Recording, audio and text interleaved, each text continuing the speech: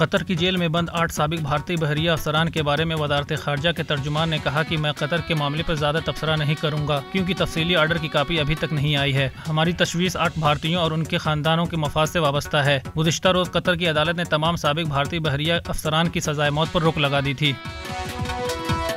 बिहार के वज़ीर आला नीतीश कुमार जेडीयू के नए सदर मुंतखब हो गए हैं। साबिक सदर ललन सिंह ने दिल्ली में नेशनल एग्जीक्यूटिव मीटिंग में लोकसभा इलेक्शन लड़ने के लिए पार्टी सदर का ओहदा छोड़ने की पेशकश की थी, जिसे कबूल कर लिया गया।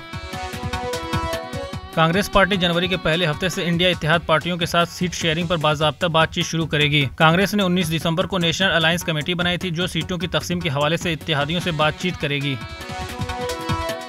पूंछ के बल्फियाज इलाके में सिक्योरिटी फोर्सेज की जानिब से सर्च ऑपरेशन बदस्तूर 9वें रोज से जारी है। सिक्योरिटी फोर्सेज ने आज इलाके की राब्ता सड़क को ट्रैफिक के लिए खोल दिया और हुक्काम ने इंटरनेट खिदमात को भी इलाके में बहाल कर दिया है। जम्मू कश्मीर इंतजामिया ने आज तारीखी जामा मस्जिद श्रीनगर में नमाज जुमा की इजाज़त तो दी, लेकिन मीर वाइस को जामा मस्जिद जाने की इजाज़त नहीं दी। वो गुज़िश्ता 11 जुमा से घर में नज़रबंद हैं। वादी कश्मीर में इन दिनों सर्दी की लहर में इजाफा हुआ है। धुंध की वजह से लोगों को सुबह सवेरे उबूर मुरूर में काफ़ी दिक्कतें पेश आ रही हैं। गुज़िश्ता रोज़ बड़गाम, गांदरबल और बांडीपुरा में इस मौसम की सबसे सर्द तरीन रात रिकॉर्ड की गई है। शुमाली और जुनूबी गजा में हर गुजरते दिन के साथ इसराइली बमबारी में इजाफा हो रहा है। गजा की वजारत सेहत के मुताबिक हलाकतों की तादाद 21,000 से तजावुज़ कर गई, जिनमें 2/3 से ज़्यादा बच्चे और ख़वातीन शामिल हैं। वहीं हमास ने यह वाज़ेह कर दिया है कि सिर्फ मुस्तकिल जंग बंदी ही उसके कब्जे से इसराइली अरगमालियों को आज़ाद करा सकते हैं।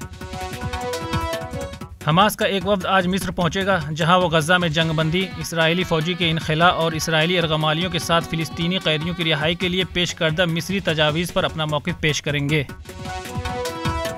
सेंचुरियन टेस्ट में टीम इंडिया को महज 3 दिनों के अंदर 1 इनिंग और 32 रन से शिकस्त का सामना करना पड़ा। इस शिकस्त के साथ भारत का जनूबी अफ्रीका में टेस्ट सीरीज जीतने का ख्वाब भी चकनाचूर हो गया। 2 टेस्ट मैचों की सीरीज का आखिरी मैच 3 जनवरी से केप टाउन में खेला जाएगा। वहीं कौमी सेलेक्टर्स ने जख्मी मोहम्मद शमी की जगह तेज गेंदबाज ओवैस खान को टीम इंडिया में शामिल करने का ऐलान किया है। ऑस्ट्रेलियाई कप्तान पैट कमिंस और मिचेल स्टार्क की शानदार गेंदबाजी की बदौलत ऑस्ट्रेलिया ने दूसरे टेस्ट मैच के चौथे दिन पाकिस्तान को 79 रन से शिकस्त दे दी। 370 रन के हदफ का ताक़ुब करते हुए पाकिस्तान की पूरी टीम दूसरी इनिंग में 237 रन पर ही सिमट गई। इसके साथ ही मेजबान टीम ने सीरीज में 2-0 से नाकाबिले शिकस्त बरतरी हासिल कर ली है। ऑस्ट्रेलिया ने पहली इनिंग में 318 रन और पाकिस्तान ने पहली इनिंग में 264 रन बनाए थे। दोनों इनिंग्स में 5 विकेट लेने वाले पैट कमिंस को मैच का बेहतरीन खिलाड़ी करार दिया गया। मजीद खबरों के लिए लॉगिन करें ETV Bharat Urdu.com।